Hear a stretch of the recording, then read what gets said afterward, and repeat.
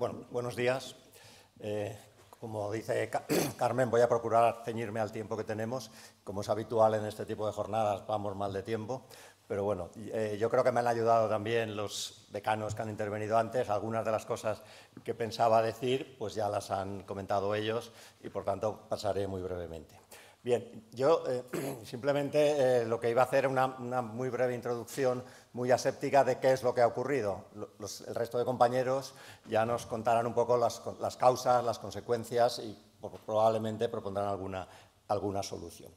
Bien, ¿qué es lo que ocurrió el 29 de octubre? Pues ocurrió que teníamos sobre España una dana. La dana todos sabemos lo que es una masa de aire frío que se descuelga de la circulación ártica y que en sí misma pues, no provoca mayores problemas. Lo que ocurre es que cuando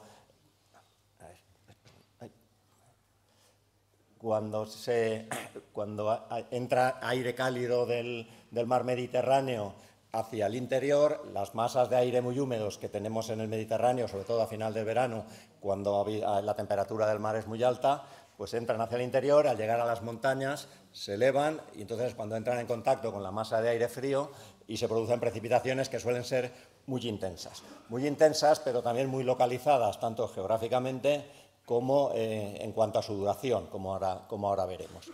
El problema, la meteorología tiene bastante bien identificado este fenómeno, se sabe cuándo va a venir esta masa de aire frío, más o menos por dónde va a estar, si va a estar más hacia Cataluña, hacia Andalucía o en el centro, que nos toca a nosotros, pero tampoco tenemos una precisión cierta de saber cuánto, cuándo y dónde va a llover en un momento concreto. Y, por tanto, pues, como ahora veremos, eso puede influir mucho porque no si llueve en un sitio o unos kilómetros más al norte o al sur, los efectos pueden ser muy diferentes porque los cauces, como ahora veremos, son diferentes.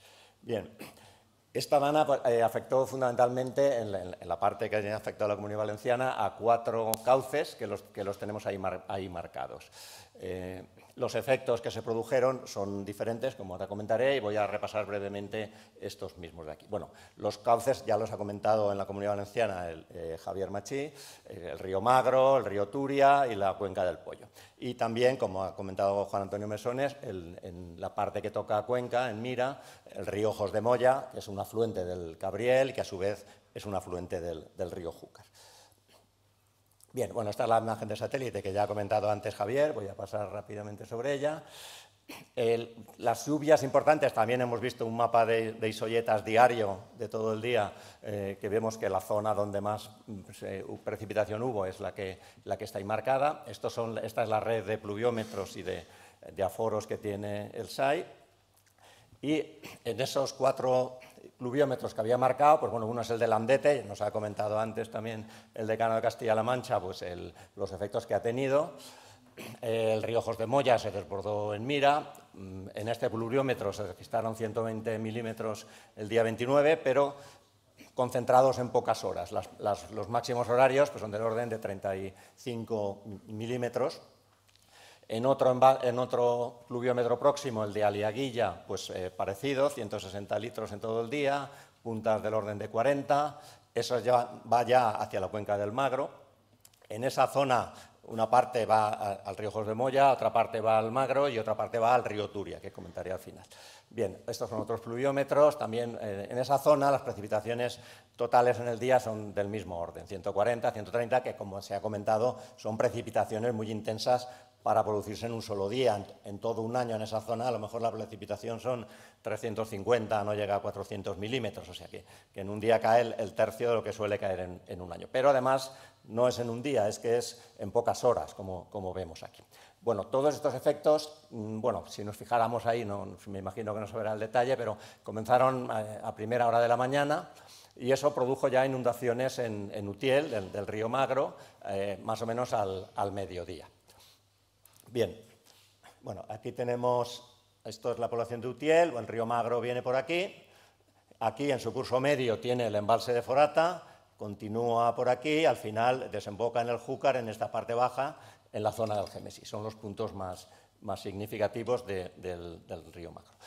La inundación, cuando pasó Utiel, bueno, el propio nombre del río ya indica un poco su carácter. El río Magro es magro en caudales, normalmente lleva muy poca agua, pero en este caso esas fuertes lluvias pues, hicieron que subiera de caudal de manera importante, desbordaran Utiel.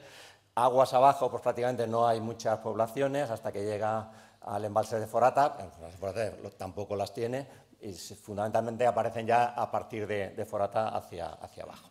¿Qué pasó con el embalse de Forata? Bueno, ese embalse es un embalse, en principio se construyó para un canal de riego, el canal de Forata. Tiene una capacidad de 37 hectómetros cúbicos. Al principio del episodio no llegaba a 8, consecuencia un poco de la sequía que estábamos padeciendo, y bruscamente, a partir del mediodía del día 29, aumentó su caudal y prácticamente llegó al límite de su caudal, se llenó. A partir de que se llenó, pues, lógicamente deja de laminar. Todo el caudal que llega es caudal que sale aguas abajo. Se estima que el caudal de entrada pudieron ser 2.000 metros cúbicos por segundo y hasta que se llenó daba una salida de 1.000, con lo cual reducía el caudal de la avenida más o menos a la mitad. Bien, pero es que aguas abajo de Forata, como también se ha comentado, hubo lluvias muy intensas. Esta imagen de pluviómetro también la ha puesto antes Javier, pero es que yo quería destacar un poco los datos, visto así. Si nos fijamos, a partir de las 16 horas es cuando se producen esas puntas de precipitación y registró una precipitación en una hora de 179 litros por metro cuadrado.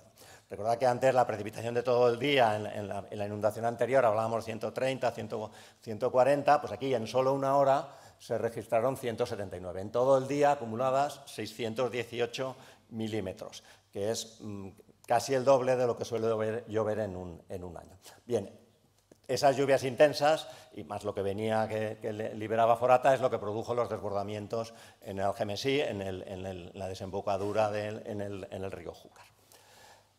Bien, el otro cauce afectado es el más famoso por desgracia, porque es el que más daños produjo, es el de la Rambla del Poyo. Este es un cauce relativamente corto, 40 kilómetros. El Magro y el Turia realmente son ríos pequeños, pero son ríos con un caudal más o menos constante. Pero esto es una rambla muy próxima, muy corta, con una cabecera muy próxima a la costa. Tiene unos 40 kilómetros de longitud, el punto más alto tiene 1.000 metros de desnivel, eso es una pendiente media del 2,5%, que para el agua es un valor totalmente exagerado. ¿Qué es lo que produce eso? Unas velocidades muy grandes en el agua. La cuenca es pequeña y, bueno, ahí vemos también la situación de Paiporta. Bueno, he querido poner también, la anterior era una imagen, digamos, física de lo que son los cauces, lo que son los ríos y demás, pero aquí he querido poner las poblaciones para que se viera un poco de qué estamos hablando. Aquí está Chiva, el barranco más o menos viene por aquí hay una zona industrial muy importante, cruza la A3, continúa por aquí, aquí ya empiezan a encontrarse poblaciones prácticamente unidas unas a otras. Torrente, Picaña, Paiporta, Benetúser, pasa entre Catarroja y Massanassa y al final desemboca en la Albufera. Ese es un poco el marco que tenemos. Todas esas poblaciones, como digo, prácticamente están unidas unas a otras. Son poblaciones históricas, tampoco se han construido edificaciones en los últimos años, digamos, pero había algunas que ya existían, las que están en los cauces de los barrancos son históricas. Bien, ¿qué ocurrió ahí? Bueno, pues ahí en el pluviómetro de Chiva nos registra 500 litros por metro cuadrado en todo el día, con puntas horarias de 120, algo menos que en Turís. Es una zona, digamos, próxima a Turís. Parte de lo que llueve en Turís también viene hacia esta cuenca y, pues como vemos, son unas lluvias muy intensas. Por contraste, he puesto la que está a la derecha, que es en pluviómetro de Picassent, es una población relativamente cercana, más hacia la costa, donde prácticamente no llovió en todo el día. En lo que es la zona costera prácticamente es que no llovió. Por tanto, aunque se den avisos, alertas meteorológicas de que va a llover mucho, pues cuando ves que no está lloviendo donde tú estás, no te imaginas que te va a venir esa importante avenida. Bueno, este es el aforador de la Rambla del Poyo, el único que existe en el cruce con la A3. Habitualmente, como vemos, está seco, no lleva agua ese cauce.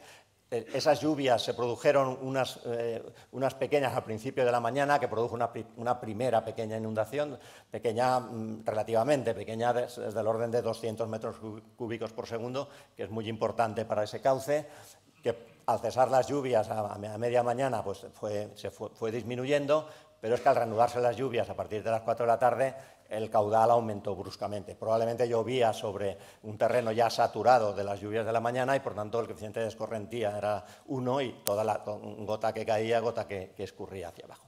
Como ya hemos visto muchas veces, el aforador se rompió a partir de los 2.000 metros cúbicos por segundo y se estima que por ese punto, aguas abajo, le llegan todavía barrancos importantes, el Gallego, la Arteta y demás, que le aumentaron todavía el caudal y se estima que podía llegar casi a los 3.500 metros cúbicos por segundo a la altura de Paiporta. Por tener una referencia, la capacidad actual en el curso bajo de la Rambla del Pollo, a su paso por las poblaciones, por Paiporta, Catarroja y demás, se diseñó para 800 metros cúbicos por segundo. No se pudo poner más porque el cauce está encajado entre poblaciones, en una población, y entonces no daba más capacidad. Por lo tanto, había también previsto soluciones para que ahí no llegara más de ese caudal. Las soluciones previstas estaban para un periodo de retorno de 500 años y se estimaba que lo que podía llegar a pasar eran 1.500 metros cúbicos por segundo. El exceso sobre los 800 había que desviarlo a algún otro sitio. Pero si nos fijamos es que el caudal registrado todavía es muy superior a ese periodo de retorno de 500 años. Es decir, que aunque se hubieran hecho esas actuaciones, probablemente hubiera habido algún desbordamiento.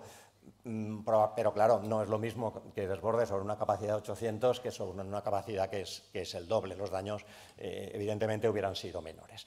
Bueno, y ya muy rápidamente, en el cauce del Turia, como digo, también hubo lluvias importantes.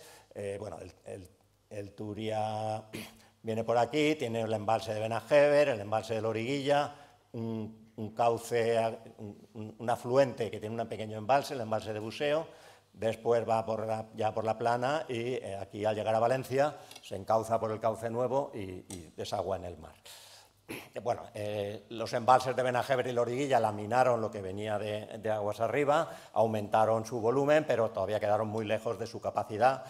Ahí realmente cumplieron su función sin mayores problemas.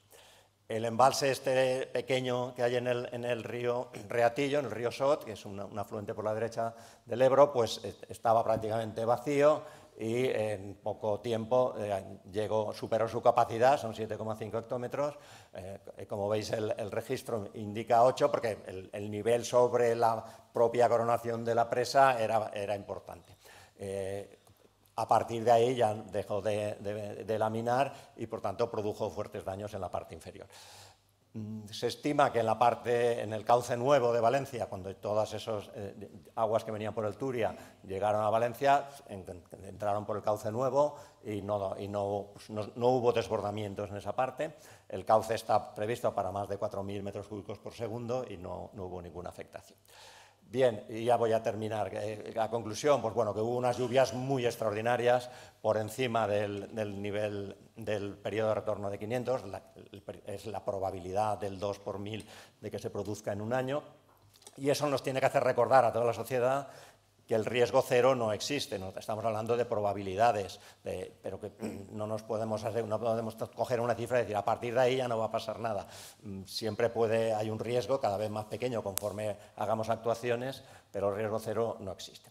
Y luego, por último, pues decir que hemos visto que esas lluvias muy intensas afectaron a 3 cauces que tenían protecciones diferentes y los efectos, como hemos visto, también son diferentes. En el Turia, bastante bien regulado, prácticamente no ocurrieron daños locales en poblaciones por las que pasaba. El parque fluvial del Turia quedó arrasado, pero no hubo los grandes daños que hemos visto abajo.